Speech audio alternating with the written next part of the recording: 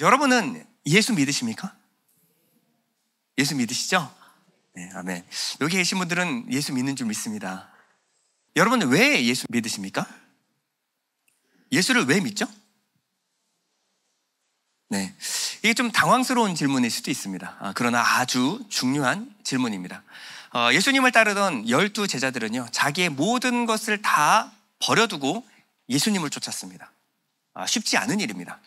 그런데 문제는 예수님을 쫓은 이후에 얻어지게 될 하나님의 나라에 대해서 오해했기 때문에, 그렇기 때문에 예수님과 끊임없이 어긋날 수밖에 없었습니다.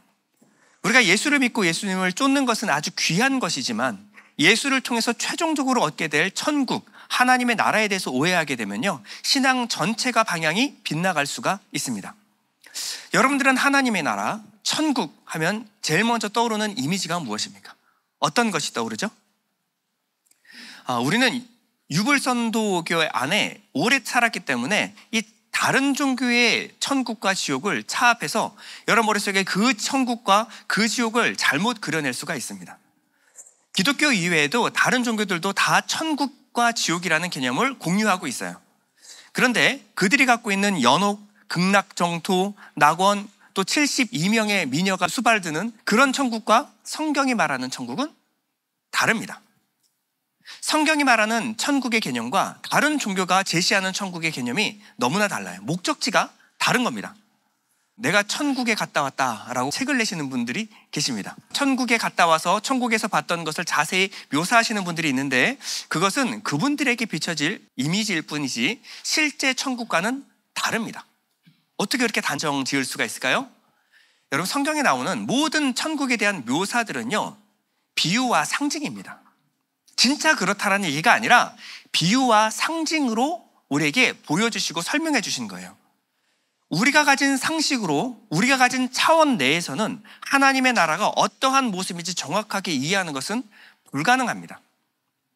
먼저 우리가 알아야 될 것, 우리가 먼저 가장 깨부숴야 될 것이 무엇이냐? 천국은 사람이 살기 좋은 아름다운 유토피아일 것이다. 여러분, 이 생각부터 먼저 내려놓으셔야 됩니다. 천국은요, 인간 욕망을 실현해 주는 것이 아니에요. 여러분, 우리 욕망, 우리의 마음은요, 이기심으로 오염되어 있습니다. 육신을 입고 살아가는 우리의 욕망은요, 하나님의 뜻과 어긋날 때가 거의 대부분이에요. 여러분, 만약에 천국에서 이루고 싶은 여러분들의 꿈을 지금 한번 말씀해 보시겠어요? 뭐가 있었으면 좋겠어요? 말하기 부끄럽죠. 예, 그렇게 말하기도 부끄러운 것들이 가득한 곳, 그렇게 되면 하나님의 나라는요, 거룩하고 영광스러운 것이 아니라 인간 수준의, 아니 인간 수준보다 못한, 여기서는 우리가 교묘하게 감추고 살잖아요. 근데 천국에서는 내가 다 해버리라. 그러면 인간 수준 이하의 저급한 세상으로 추락하게 됩니다. 하나님의 나라가 그런 곳일까요? 내가 원하던 육체의 욕망이 실현되는 곳, 그런 유토피아가 하나님의 나라일까요?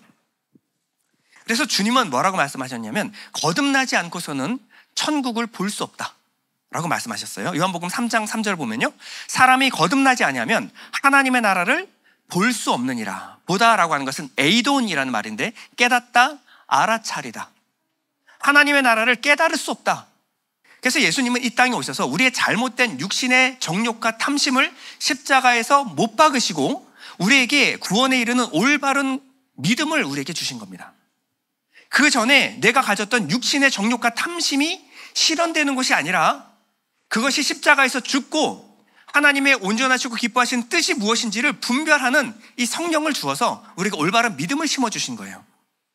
그래서 주님은요, 거듭나지 않으면 천국을 볼 수 없다, 깨달을 수 없다라고 말씀하신 후에 이어서 뭐라고 말씀하시냐면, 천국을 깨닫지 못하는 자, 보지 못하는 자는 하나님의 나라에 들어갈 수 없다, 이렇게 단언하십니다. 5절에 보면, 사람이 물과 성령으로 나지 아니하면 하나님의 나라에 들어갈 수 없느니라. 자, 앞에 거듭나지 아니하면 이 똑같은 말이 물과 성령으로 나지 않음입니다. 위에는 볼 수 없다, 깨달을 수 없다, 뒤에는 들어갈 수 없다. 주님이 이렇게 말씀하고 계시는 거예요. 자, 그러면 거듭나 내면으로부터 변화를 받아야만 하나님과 하나님의 나라를 경험하고 깨달을 수가 있습니다. 이렇게 하나님의 나라가 내 마음 가운데 임함으로 말미암아 하나님의 나라가 이런 것이구나를 깨달은 사람만 하나님의 나라에 들어갈 수 있다는 말입니다. 자, 그럼 거듭난 그리스도인, 다른 종교나 예수 안 믿는 사람들이 그리는 유토피아, 그거 말고 진짜 거듭나서 변화된, 내면으로부터 변화된 그리스도인들이 소망하는 천국은 어떤 모습일까요? 자, 이것이 오늘 본문의 계시록에서 우리의 결승점, 마지막 하나님의 나라의 모습에 대해서 정확하게 설명해 주고 있습니다. 계시록 21장 3절 우리 본문 다시 보면요, 내가 들으니 보좌에서 큰 음성이 나서 이르되 보라, 하나님의 장막이 사람들과 함께 있음에 하나님이 그들과 함께 계시리니 그들은 하나님의 백성이 되고 하나님은 친히 그들과 함께 계셔서 모든 눈물을 그 눈에서 닦아주시니 다시는 사망이 없고 애통하는 것이나 곡하는 것이나 아픈 것이 다시 있지 아니하리니 처음 것들이 다 지나갔음이로라. 우리는 뒷부분에 많이 포커스를 맞춰요. 눈물을 닦아주시고 사망이 없고 애통하는 것, 곡하는 것, 아픈 것, 있지 않는 것, 그것이 바로 천국이죠. 근데 이것은 결과고요. 이 원인이 무엇이냐? 바로 위에 하나님의 장막이 사람들과 함께 있음에 하나님이 그들과 함께 계시리니 하나님은 친히 그들과 함께 계셔서 이 모든 슬픔이 사라지는 곳입니다. 하나님의 나라는 하나님과 함께 사는 곳입니다. 하나님으로부터 얻어질 것이 풍성한 나라가 아니라 하나님으로 충분한 나라, 하나님으로 충만한 나라, 하나님만 있으면 더 이상 아픔도 슬픔도 고통도 잊혀지는 그런 곳이 바로 하나님의 나라예요. 바로 임마누엘의 상태, 그것이 바로 하나님의 나라라는 겁니다. 그렇다면 이 하나님의 나라는 죽어서 가봐야만 알 수 있는 기쁨이 아니겠죠. 하나님은 지금 여러분 마음 가운데 계십니다. 성령을 통하여 여러분 마음 가운데 계시는 거예요. 그렇다면 지금 천국은 여러분 마음 가운데 임한 겁니다. 이미 임했어요. 그러면 하나님으로부터 얻어지는 그 기쁨, 충만함을 여러분들이 경험하셨다면 천국의 기쁨이 무엇인지를 유추해 볼 수가 있습니다. 우리는 하나님과 함께 살아가는 마지막 날 이 육신의 장막을 벗고 하나님을 마주하며 볼 그날을 기대하고 소망하게 되어 있습니다. 그래서 요한은요, 수많은 천국에 관한 신비가 놓여 있지만 우리에게 이렇게 위로의 말을 던집니다. 요한일서 3장 2절에 보면 우리가 그와 같을 줄을 아는 것은 그의 참모습 그대로 볼 것이기 때문이니, 우리가 주님과 같은 부활의 몸을 입게 됐을 때는 그의 참모습 그대로 보게 될 것이다. 이것이 성도들에게 주는 가장 큰 위로라는 거예요. 자, 그러면 하나님을 귀로만 듣는 것이 아니라 하나님의 얼굴을 대면하여 보는 것이 어떤 의미일까요? 하나님의 얼굴을 본다, 궁금했던 호기심이 풀리는 것? 그게 아니라 민수기 6장 24절 이렇게 말합니다. 여호와는 내게 복을 주시고 너를 지키기를 원하며 여호와는 그의 얼굴을 내게 비추사 은혜 베푸시기를 원하며 여호와는 그 얼굴을 내게로 향하여 드사 평강 주시기를 원하노라. 이 모든 복과 은혜와 평강이 다 어디로부터 온다? 하나님의 얼굴을 대면하여 볼 때 이 모든 복과 은혜와 평강이 쏟아지게 될 것이다 라는 거예요. 자, 그러므로 천국은 단순 육신의 편안함, 쾌락을 쫓아서 천국을 생각하셔는 안 됩니다. 천국은 하나님과 관련된 우리의 감정의 상태를 따라서 여러분들이 유추해 보셔야 돼요. 로마서 14장 17절 우리 다 같이 한번 읽어볼까요? 시작. 하나님의 나라는 먹는 것과 마시는 것이 아니요 오직 성령 안에 있는 의와 평강과 희락이라. 많이 먹고 많이 마시고 많이 누리는 것이 아니요 오직 성령 안에 있는 의와 평강과 희락이라. 우리는 완전한 천국에서만이 아니라 이 땅에서 문득문득 하나님을 누리는 데서 오는 은혜와 기쁨, 평안, 만족, 행복을 누리시죠? 누리시죠? 세 분이 고개를 끄덕이셨어요. 세 분. 여러분, 예배를 통해서 하나님의 은혜와 기쁨, 만족을 누리시죠? 하나님으로부터 오는 이 기쁨과 평안을 누리시는 것. 만약에 이 누렸을 때, 야, 세상 다 필요 없다, 하나님만 있으면 내 마음이 괜찮다, 만족한다, 더 이상 바랄 것이 없다, 이 감정의 최대치, 그리고 영원, 이것이 바로 천국의 기쁨입니다. 영생은 죽어서 가는 천국에만 국한되는 것이 아니고요, 이 땅에 하나님이 어떤 분이신지를 알고 경험하고 누리고 즐거워하는 것이 바로 천국의 생명, 천국의 삶, 영생을 이 땅에서도 산다라고 말하고 있는 거예요. 예수님은 부활을 통해서 거듭난 자에게 하늘에 간직한 소망을 우리에게 허락해 주셨어요. 이 소망은요, 하나님을 누려본 사람만 얻을 수 있는 소망이에요. 이 땅에서 하나님을 경험한 사람만 누릴 수 있는 소망이 무엇이냐? 하늘에 속한 소망입니다. 베드로전서 1장 3절에 보면 우리 주 예수 그리스도의 아버지 하나님을 찬송하리로다. 그의 많으신 긍휼대로 예수 그리스도를 죽은 자 가운데서 부활하게 하심으로 말미암아 우리를 거듭나게 하사 산 소망이 있게 하시며 썩지 않고 더럽지 않고 쇠하지 않은 유업을 있게 하시나니 곧 너희를 위하여 하늘에 간직하신 것이라. 우리를 거듭나게 하사 거듭난 변화로 인해서 우리에게 주어진 것이 무엇이냐면 살아있는 소망, 썩어지거나 더럽지 않고 쇠하지 않는 유업, 곧 하늘에 간직한 천국에 대한 소망을 우리에게 간직하게 하셨다라고 베드로 사도는 우리에게 말하고 있습니다. 우리는 믿음 안에서 하나님의 나라를 이 땅 가운데 경험하며 누리며 살아갑니다. 이 땅에서 하나님과 하나님의 나라를 누린 사람이 죽어서 가게 될 완전한 하나님의 나라가 바로 천국입니다.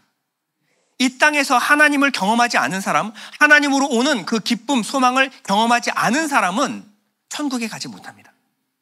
그래서 주님은 천국이 죽어서 가는 곳이 아니라 이 땅에 도래했다, 천국이 이 땅에 임했다라고 말씀하고 계시는데요. 마태복음 4장 17절입니다. 이때로부터 예수께서 비로소 전파하여 이르시되 회개하라, 천국이 가까이 왔느니라. 이 가까이 왔다라고 하는 것은 앵기조라는 말인데 이미 역사 속에 뚫고 들어왔다, 임박했다라는 말이에요. 그러니까 천국은 우리가 죽어서 열심히 노력해서 착한 사람 들어가는 곳이 아니라 천국은 이 땅 가운데 임하는 것입니다. 이것은 이방 종교와의 큰 차이를 만들어내요. 이방 종교는 열심히 이 땅 가운데 노력하고 수고하고 공덕을 쌓아서 천국에 들어갈 수 있는 겁니다. 근데 기독교는 뭐라고 말하냐면 천국이 우리 마음 가운데 임했다, 천국은 임하는 것이다 라고 말하는 거예요. 방향성이 너무나 다르죠. 천국이 육신을 입은 우리 가운데 뚫고 들어온 것, 이것이 성경이 말하는 천국입니다. 고린도서 3장 16절에 보면 너희는 너희가 하나님의 성전인 것과 하나님의 성령이 너희 안에 계시는 것을 알지 못하느냐. 하나님이 계시는 곳이 천국이에요. 하나님과 함께 사는 곳이 천국입니다. 근데 그 하나님이 성령으로 우리 안에 계시는 것을 너희가 알지 못하느냐, 깨닫지 못하느냐. 여러분, 하나님과 함께 살아가는 것을 경험하고 깨닫지 못하는 사람은 거듭난 사람이 아니라는 거예요. 그러므로 내가 죽어서 천국에 들어갈 수 있다, 들어갈 수 없다는 내가 죽어봐야만 아는 것이 아니라 내 마음 가운데 천국이 임한 사람은 천국에 가게 될 것이고 내 마음 가운데 천국이 임하지 않은 사람은 죽으면 천국에 들어갈 수 없습니다. 자, 그렇다면 구체적으로 천국이 임했다라는 것이 무슨 말입니까? 천국이 임했다라는 것이 무슨 말일까요? 자, 천국, 이 하나님의 나라는요, 어떠한 장소라는 개념, 어떤 영역의 개념이 아니라 통치권, 주권, 다스림을 상징한다라고 말씀을 드렸습니다. 그래서 이 나라의 원어를 보면요, 마르쿠 바실레이아, 영어로는 킹덤입니다.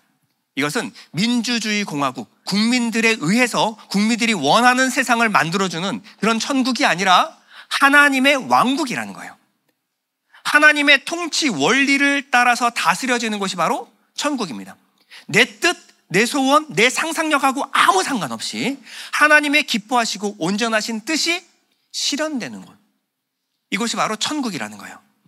그러므로 천국의 기쁨이 무엇인가? 천국의 기쁨은요, 내 뜻, 내 소원, 내 비전이 이루어졌을 때 얻어지는 그 성취감, 기쁨, 만족감이 아니라 하나님의 뜻, 하나님의 소원, 하나님의 비전이 그대로 되니라, 실현되는 곳, 그것으로 인해서 얻어지는 기쁨, 내 뜻대로 마옵시고 아버지의 뜻대로 되었을 때 얻어지는 기쁨, 그 기쁨이 뭐냐면 천국에서 얻어지는 기쁨이라는 겁니다.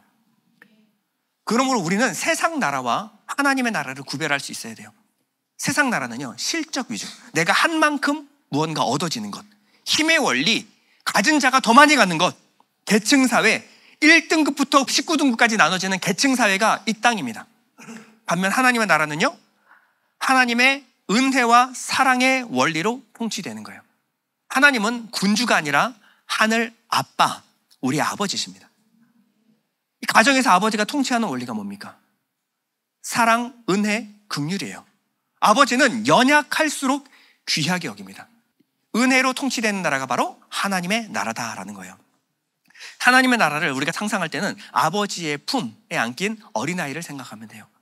아버지의 등에 업힌 어린아이를 상상하면 됩니다. 그 품과 같이 안식하여 쉴 수 있는 품, 영원히 내가 쉴 수 있는 안식의 처소, 그것이 바로 하나님의 나라인 줄 믿습니다. 히브리서 4장 16절에 이렇게 말합니다. 그러므로 우리는 긍휼하심을 받고 때를 따라 돕는 은혜를 얻기 위하여 은혜의 보좌 앞에 담대히 나아갈 것이니라.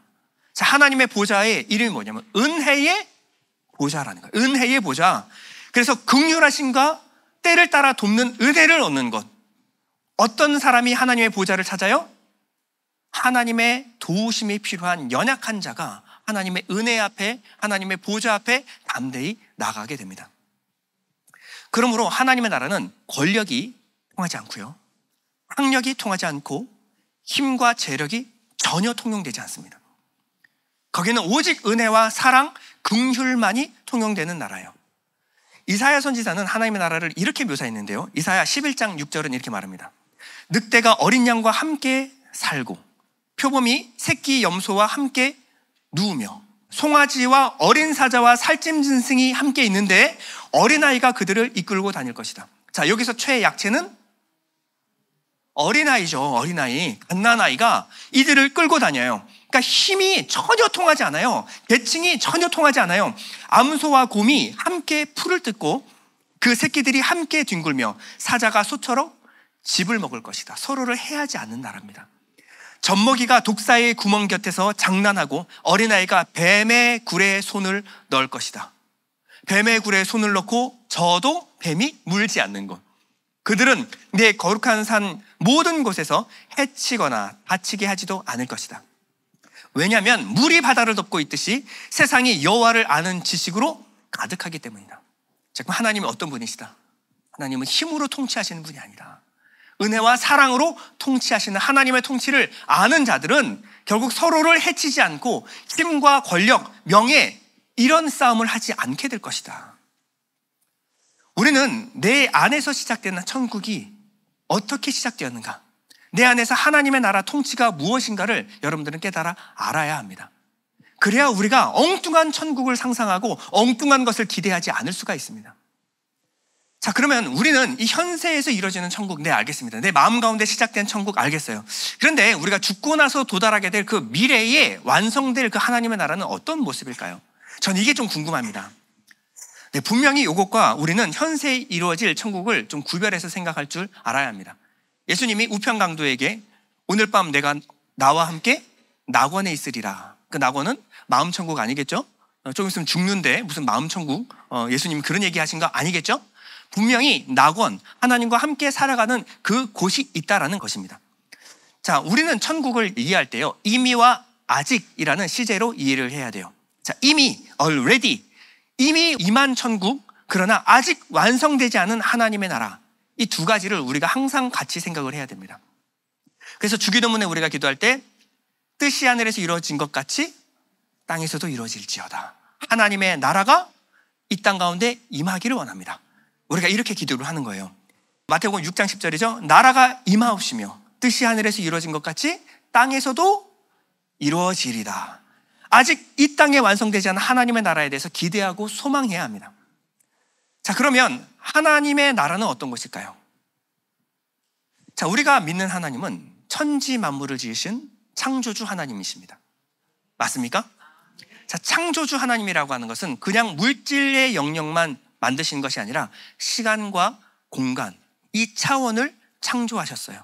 그래서 맨 처음에 태초에 하나님이 천지를 창조하신 이 태초에가 시간을 시작하셨다. 그러면 시간 이전에는 어떤 세상이었을까요? 지금 우리가 알고 있는 시공간을 넘어선 영원의 세계가 있었다는 겁니다. 하나님의 세계가 있다라는 거예요. 자, 예를 들어서 어떤 사람이 냉장고를 만들었습니다. 냉장고, 아무리 큰 냉장고라고 할지라도 냉장고는 작아요. 냉장고 안에 온도를 설정하고 냉동실과 냉장실을 온도를 설정했어요. 자, 그러면 이 냉장고 안에 있는 이 세상은 이 개발자가 만든 거죠. 그럼 이 개발자는 이 냉장고에서 들어가서 이제 앞으로는 못 나오는 겁니까? 자, 냉장고 밖에 있는 세상은 훨씬 더 넓은 세상이에요. 비교할 수 없이 넓은 세상입니다. 그런데 그 세상에서 냉장고를 만든 거예요. 그럼 하나님은 이 냉장고 안에 사셔야 돼요? 밖에 사셔야 돼요? 그렇죠. 이 냉장고에 제한받지 않은 분이 하나님입니다. 우리가 하나님의 창조를 생각할 때 자꾸 시간과 공간, 우리 수준으로 자꾸 하나님을 생각을 해요. 그러니까 하나님도 뭔가 수백만 년 진화를 거쳐야만 이 세상을 만들 수 있다라고 생각해요. 하나님 그러실까요? 하나님은 시간을 창조하신 분이십니다. 근데 시간에 매여서 창조를 하실까요? 하나님은 시간 밖에 계시는 분이에요. 그럼 이 모든 만물이 하나님이 창조하셨다, 창조주 하나님이 계시다라고 하는 것은 이 시간과 공간 너머에 하나님의 세상이 있다라는 것입니다. 이 차원은 지금의 우리가 살아가는 차원과 비교할 수 없는 차원, 신적 차원이에요. 하나님의 수준, 하나님의 차원입니다. 우리가 하나님의 차원을 다 이해할 수 있을까요? 평생을 호수 속에 살았던 물고기에게 호수 밖의 세상에 대해서 얘기하라 그러면요, 그건 상상조차 할 수 없는 세상일 겁니다. 그렇죠? 우리가 이 3차원에 이 세상에 살아가고 있는 우리에게 하나님의 차원에 대해서 우리가 이해했다? 거짓말이에요. 그럴 수가 없는 겁니다. 만약에 우리가 이해할 수 있는 세상이라고 한다면 하나님은 우리 수준 이하로 내려오셔야 돼요. 우리가 하나님의 세상을 우리가 어떻게 그러면 유추해 볼 수 있는가? 하나님이 당신의 세상을 우리에게 계시하실 때만, 그리고 우리에게 보여주신 것까지만 우리가 상상할 수 있는 겁니다. 그 이상의 상상도 우리는 상상해서도 안 되는 거고, 하나님이 보여주시는 것까지, 거기까지만 우리가 짐작할 수가 있습니다. 다행히도 성경에는 하나님께서 특정한 사람들에게 하나님의 차원, 이 천국, 하나님의 세상을 열어서 보여주셨어요. 성경에는 그런 이야기로 가득합니다.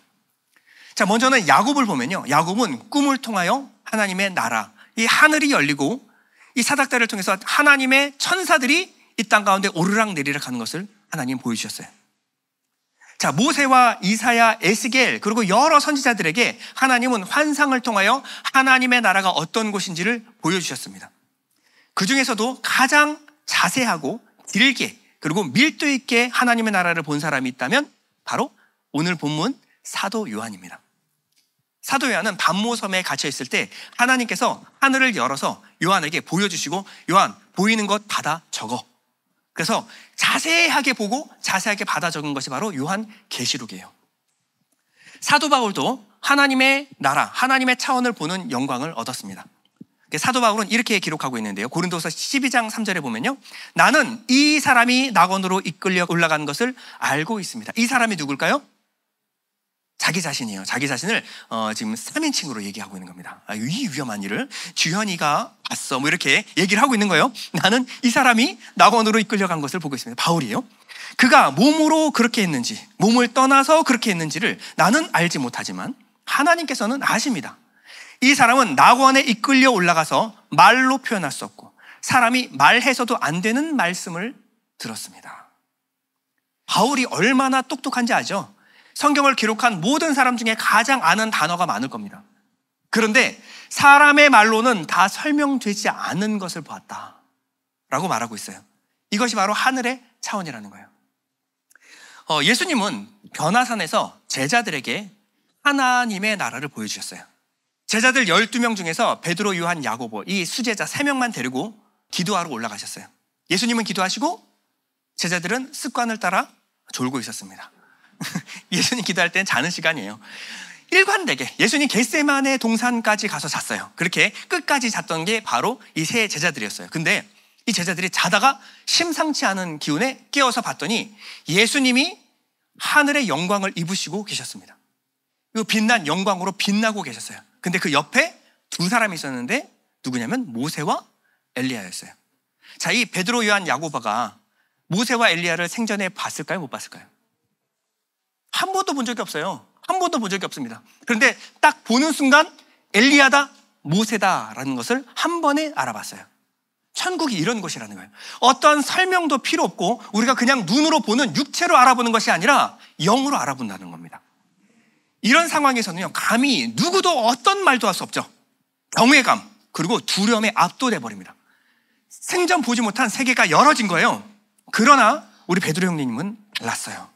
베드로 형님은요, 그 가운데서도 오지랖을 펼칩니다. 누가복음 9장 32절에 보면 베드로와 그 랭이 잠을 이기지 못해 졸다가 완전히 깨서 예수의 영광과 그분 곁에 두 사람이 서 있는 것을 보았습니다. 두 사람이 예수를 떠나려고 하자 베드로가 예수께 말했습니다. 선생님, 우리가 여기 있으니 참 좋습니다. 우리가 초막 3개를 만들어 하나는 선생님을 위해, 하나는 모세를 위해, 하나는 엘리야를 위해 세우겠습니다. 그러나 베드로는 자기가 무슨 말을 하는지 알지 못했습니다. 본인이 무슨 말을 하는지도 알지 못해요. 그런데 이 베드로의 고백을 통해서 우리가 알 수 있는 건 베드로의 감정 상태입니다. 베드로는 지금 자기가 무슨 말을 하고 있는지도 알지 못하지만 초막을 짓고 함께 삽시다. 아무리 가까운 친구라고 하더라도 이렇게 같이 살자라고 할 때는 어떤 감정일까요? 그럼 가족보다 가까운 관계입니다. 가족보다 가까운. 그러니까 우리 함께 같이 삽시다라는 말이 나오는 거예요. 생전 한 번도 보지 못한 엘리야와 모세에게 초막 셋을 짓고 함께 삽시다. 감정 상태는 친밀했다라는 거예요. 베드로의 말처럼 우리가 여기 함께 있으니 참 좋습니다. 이것이 바로 하나님의 나라의 감정 상태라는 거예요. 영원히 함께 살고 싶은 기쁘고 평안한 느낌. 이것이 바로 하나님의 나라의 느낌이었다라는 겁니다. 하나님의 나라에 우리가 어떤 모습으로 살게 될지를 가장 정확하게 보여주는 것이 있다면 바로 예수님의 부활하신 모습과 승천의 모습입니다. 예수님은 이전에 입고 있던 육신을 벗으시고 부활할 때 새로운 육체를 입고 계셨어요. 영광스러운 육체를 입으셨습니다. 이 육체는 시간과 공간의 제한을 받지 않았어요. 문을 열고 들어오는 것이 아니라 문이 굳게 닫혀 있음에도 불구하고 문을 통과할 수 있는 육체였어요. 그러나 생선과 빵을 먹으실 수 있는 그런 육체였습니다. 여기에 나타났다가 사라지고 저기에 나타났다가 사라질 수 있는 시간과 공간을 초월한 몸을 입고 계셨습니다. 예수님은 그 몸을 입으시고 나서 그 영광 가운데 하늘로 승천하셨어요. 자, 승천하셨다라고 하는 것은요, 승천은 그냥 우주저편 한 지점으로 이동하셨다라는 것이 아니라 다른 하나님의 차원으로 들어가셨다라는 말입니다. 예수님만 부활하시고 예수님만 승천하면 우리하고 아무 상관이 없겠죠. 예수님은 원래 하나님이시니까. 그런데 빌립보서 3장 21절 이렇게 말합니다. 그는 만물을 자기에게 복종하게 하실 수 있는 자의 역사로 우리의 낮은 몸을 자기 영광의 몸의 형체와 같이 변하게 하시리라. 자, 우리가 죽고 나서 다시 부활했을 때 입게 될 육체가 어떤 거라고요? 예수님이 부활 시 입으셨던 그 육체를 우리가 입게 될 것이다. 성경은 이렇게 말하고 있습니다. 그러면요, 예수님은 새로운 육체를 입으셨지만 예수님은 무언가를 드실 수 있으시고 나타나 대화를 하실 수 있는 육체를 입고 계셨어요. 천국은요, 파란 쪽 올려놓고 300년, 하얀 쪽 올려놓고 200년 이렇게 그냥 지루하게 보내는 것이 아니라 천국에는 자연과 문화가 있다는 겁니다.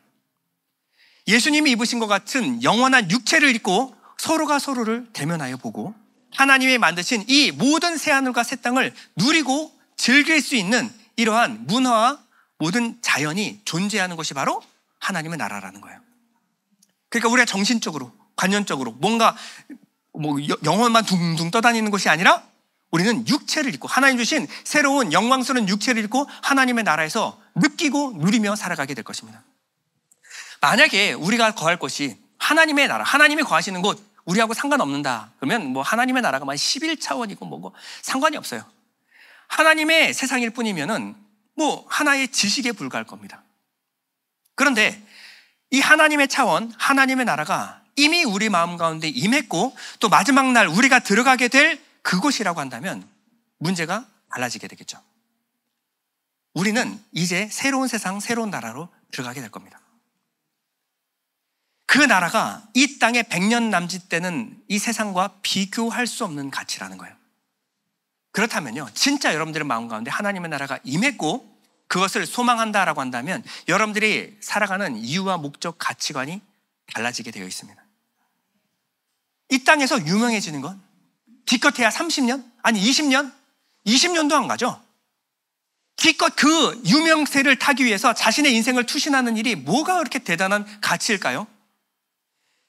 여기서 유명한 것보다, 사람들에게 기억되는 것보다 하나님이 내 이름을 기억해 주시는 것, 그것만한 가치가 있을까요?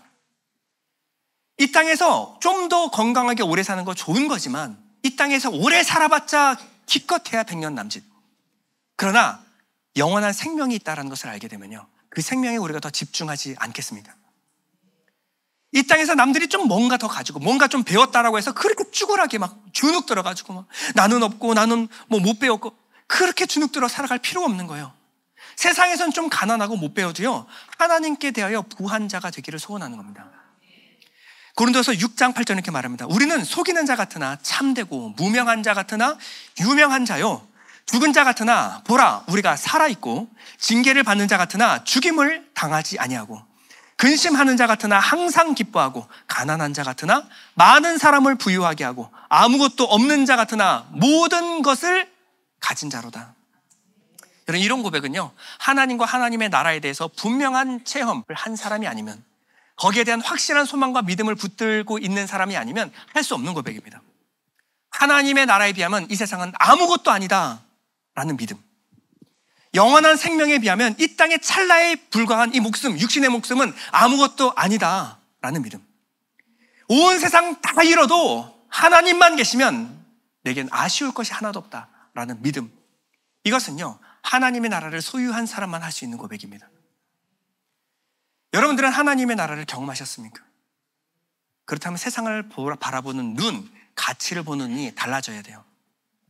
여러분, 우리에게 하나님의 나라가 있다, 죽고 나서 끝이 아니라 천국이 있다, 이것은 우리에게 굿뉴스, 좋은 소식입니다. 그런데 예수를 믿지 않은 사람들에게는 아주 불편한 진실이 바로 이거예요. 천국이 있으면 반드시 지옥도 있습니다. 천국에 올라가는 육체가 있다면 지옥에 떨어지는 육체가 있어요. 그 지옥에 떨어진 육체는 그저 관념적으로 불안하고 염려, 이게 아니라 실제적인 고통으로 침투에 들어오는 것이 바로 지옥이라는 겁니다. 지옥이 있다는 사실은 굉장히 불편하죠. 그러나 진실을 아는 것에서 오는 이 불편한 두려움 느낌은요 아주 건강하고 좋은 것입니다.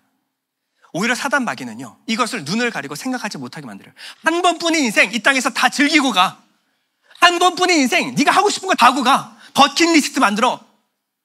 이 땅이 끝이니까, 이 땅이 전부니까. 이것은 사탄 마귀의 괴력입니다. 그럼 누구보다도 천국과 지옥의 실상을 잘 아시는 분이 누굴까요? 누구보다 하늘에서 이 땅 가운데 육신을 입고 오신 분이 바로 예수 그리스도십니다. 하늘의 현실을 실제로 제일 잘 아시는 분이 바로 예수 그리스도예요. 예수님은 뭐라고 말씀하시냐면, 무슨 짓을 해서라도, 네가 무슨 짓을 해서라도 지옥에 가는 것만큼은 면해야 된다. 마태복음 5장 29절 이렇게 말합니다. 만일 내 오른눈이 너로 실족하게 하거든 빼어내버려라. 내 백체 중 하나가 없어지고 온 몸이 지옥에 던져지지 않는 것이 유익하며. 여러분, 눈 하나 뽑는 것이 쉬운 일입니까? 근데 차라리 눈 하나 뽑고라도 나머지 몸이 천국에 들어가는 것이 유익하다. 또한 만일 내 오른손이 너로 실족하게 하거든 찍어내버려라. 야, 오른손을 찍어내버리는 건 이게 보통 일입니까? 내 백체 중 하나가 없어지고 온 몸이 지옥에 던져지지 않는 것이 유익하니라. 여러분, 주님의 애타는 마음이 느껴지십니까? 무슨 짓을 해서라도 눈 하나 뽑고 팔 하나 자르더라도 절대 지옥에 떨어지는 것만큼은 너가 하지 말아야 된다. 죽음이 끝이 아니라 죽음 이후에 심판이 있다. 이것을 아는 사람들은요 이 땅을 살아갈 때 무엇이 더 중요한가, 여러분 더 진지하게 살아가게 될 것입니다. 여러분, 천국 얘기가 제일 많이 나오는 곳이 어딜까요? 마태복음 13장입니다. 13장의 별명이 천국장. 천국이 계속 나와. 천국이, 예수님이 천국을 그냥 연달아서 천국을 설명하시니까 13장이 뭐냐면 천국장이에요. 예수님이 천국을 어떻게 설명하냐면 각각 사람들에게 알아듣기 쉽게, 어렵게가 아니라 쉽게 다급한 마음으로 그들에게 복음을 증거하십니다. 예수님의 말씀을 전하고 있는데 저기 농부가 일을 하고 있어요. 지금 추수 계절이니까 열심히 추수를 하고 있었겠죠? 주님은 농부들에게 알아듣기 쉬운 언어로 그들에게 말합니다. 여러분들은 봄에 뿌린 씨를 가을에 추수하지 않습니까? 아유, 그럼요. 추수할 때 어떻습니까? 그때까지 내버려뒀던 가라지는 모아서 불에 태우고 알곡만 창고에 거둬들이지 않습니까? 아유, 당연하죠. 가라지고 쓰잘데기도 없는 거. 천국이 마치 이와 같습니다. 천국이 마치 이와 같습니다. 이스라엘이라고 같은 밭에 있다고 다 이스라엘 아니고, 교회에 다닌다고, 교회 오래 다녔다고 다 천국 가는 거 아닙니다. 여러분들은 스스로 알곡인지 가라지인지 두렵고 떨림으로 늘 확인하셔야 합니다. 예수님의 말씀을 하고 있으니까 주부들이 모여들기 시작했어요. 이스라엘 여인들은요, 우리는 아침마다 밥 짓는 게 일상이지만 이스라엘 여인들은 아침마다 빵 반죽을 만드는 것이 일상입니다. 주님은 주부들에게 이렇게 말해요. 천국은 마치 밀가루 소말 속에 넣어둔 누룩과 같습니다. 이 누룩을 넣으면 어떻게 되죠? 아이고, 밤새 부풀어 오르겠죠? 천국은 마치 이 밀가루 서말 속에 놓은 누룩과 같습니다. 천국이 마음 가운데 심기면요, 처음에는 보이지도 않지만 시간이 지나면요, 천국에 대한 소망은 우리의 삶을 변화시키고도 남을 만한 능력이 있습니다. 밭을 갈고 있는 일꾼들이 있어요. 일꾼들에게 다가가시면, 많이 바쁘신가요? 정신없습니다. 여러분, 그렇게 밭을 갈고 있는데 만약에 여러분 밭 갈다가 철커덕하고 뭐가 걸렸어요. 그래서 그걸 파보니까 금은 부화가 가득한 보석함이 나왔습니다. 그럼 여러분들 계속 밭 갈겠습니까? 그런 바보가 어디 있습니까? 당시에는 은행이 없었기 때문에 부자들이 전쟁이 나면 땅에다가 금은 부화를 묻어놓고 피난을 갔어요. 그랬는데 불미스러운 사고로 죽는 경우가 많았습니다. 그래서 오랫동안 묻혀있던 부화는 주인이 없는 거예요. 그러면 묻어놓고 모든 것 다 팔아서 이 밭을 사겠죠. 밭이 중요한 게 아니라 이 밭 안에 보석이 감춰 있으니까. 천국이 마치 그와 같은 겁니다. 세상을 살아가는데 천국 속에 하나님의 보화, 이 천국이 있다라는 것을, 임했다라는 것을 알게 되면 이 땅을 살아가는 목적이 그저 밭 갈고 하나 잘 먹고 잘 사는 그 목적이 아니라 이 천국을 소유하기 위해서 내 모든 삶을 다 투자할 것입니다. 천국이 마치 이와 같습니다. 저기 장사하는 사람들이 있어요. 레바논산 향수 왔습니다. 날이면 날마다 오는 것이 아닙니다. 막 이렇게 장사를 하고 있어요. 장사하는 양반, 내 말 좀 한번 들어보죠. 자, 장사를 하려면 제일 필요한 게 무엇이겠습니까? 세상에 돈 되는 것, 돈 안 되는 것, 가치 있는 것, 가치 없는 것을 볼 수 있는 눈이 있어야 장사하는 거 아닙니까? 그럼요. 장사하려면 그 정도 눈은 있어야죠. 천국이 마치 이와 같습니다. 천국이 극히 값비싼 보석을 발견한 진주장사와 같습니다. 그러면 보따리에 있는 이 모든 것 다 팔아서라도 그 진주 하나 사려고 그러지 않겠습니까? 이거 팔아서라도 살 수 있으면 당연히 그래야죠. 천국이 마치 이와 같습니다. 천국을 발견하고 그것을 소유하기 위해서 이 모든 것을 팔아도 아깝지 않은 것, 그것이 바로 천국의 가치입니다. 어부들에게, 아이고 많이 바쁘시죠? 수고 많습니다. 그물을 정리하고 계시는데 잡으신 고기 다 가져갑니까? 그렇지 않죠. 여기에 좋은 고기, 나쁜 고기가 있는데 골라서 좋은 고기 가져가고 나쁜 고기는 버려둡니다. 천국이 마치 이와 같습니다. 고기 중에서 내가 좋은 고기, 나쁜 고기, 아는 고기가 있을까요? 고기는 태어난 대로 열심히 살았습니다. 근데 어부들이 잡혔을 때는 어부들의 기준에 의해서 좋은 고기와 나쁜 고기가 나눠지고 어떤 고기는 데려가고 어떤 고기는 버려짐을 당합니다. 천국은 사람의 기준이 아니라 하나님의 기준에 의해서 의로운 사람만 들어갈 수 있는 곳, 그것이 바로 천국입니다. 저도 여러분에게 권합니다. 여러분, 천국과 지옥은 실제합니다. 그냥 종교에서 말하는, 목사가 설명하는 그런 거 아니라 천국과 지옥이 실제한다는 거예요. 저는 학원장으로 열심히 전속력을 다해서 돈 벌려고 뛰어다니는 사람이었어요. 돈 있으면 행복하고 돈 없으면 불행한 줄 알았어요. 가난이 너무 지긋지긋하고 싫어가지고 어떻게든 돈 벌어서 잘 살아보려고 뛰어다니는 사람이었어요. 목사 아들인데도. 근데 어느 날 천국이 제 마음 가운데 임해버렸습니다. 그 다음부터 정신을 차릴 수가 없었어요. 딱 드는 생각이, 이제 나 뭐 하면서 살지? 지금까지 내가 살았던 모든 가치가 아무 의미가 없는 거예요. 하나님을 소유하고 나니까 그 모든 가치하고 비교할 수 없는 하나님의 가치가 있더라는 겁니다. 그다음부터 미친 사람처럼 성경을 파고들기 시작했습니다. 저 같이 동역하는 사역자들이 저 미친 사람인 줄 알았을 거예요. 학원장이 학원 다 내팽개치고 틀어박혀가지고 성경만 바라보고 있어요. 성경만. 제정신입니까? 제정신 아니죠. 근데 천국을 발견한, 천국 가운데 하나님과 함께 살아가는 삶이 어떤 삶인지 알고 나니 제 삶이 완전히 뒤바뀌었습니다. 여러분, 사탄의 영향력 아래 속다가 인생을 허비하다가 마지막 지옥의 심판 앞에 처하는 최악의 시나리오만큼은 여러분 피하시기 바랍니다. 여러분, 한시라도 늦기 전에 결단하십시오. 돌이켜서 예수 그리스도를 주와 구주로 영접하십시오. 그것은 지금 당장 해야 될 일입니다. 고린도서 6장 2절입니다. 보라, 지금은 은혜 받을 만한 때요, 보라, 지금은 구원의 날이로다. 여러분, 한 분뿐인 인생, 귀한 인생을 허비하지 마십시오. 하나님의 차원에 눈을 뜨십시오. 하나님의 영향력 아래 살아가는 것이 얼마나 행복한지 하나님의 품 안에 한번 살아보십시오. 하나님의 나라를 경험하는 만큼 여러분들의 삶의 질이 달라집니다. 이 땅에 그냥 돈에 매여서, 사람에 매여서 살아가는 것이 아니라 하나님 손잡고 걸어가는 삶이 얼마나 행복한지 이 땅에서 천국을 경험하시기 바랍니다. 그러면 세상을 보는 눈이 달라지고, 돈 쓰는 돈 씀씀이가 달라지고, 사람 대하는 법이 달라지고, 먹고 마시는 방법이 달라지고, 매일매일 살아가는 방식이 다 달라집니다. 하나님을 경험할수록 여러분들의 삶은 달라질 것입니다. 우리 잠시 눈을 감고 기도할 때 하나님의 영향력 아래 살아가게 해주십시오. 하나님의 품에 이르는 소망 가운데 살아가게 해주십시오. 우리 잠시 기도하겠습니다.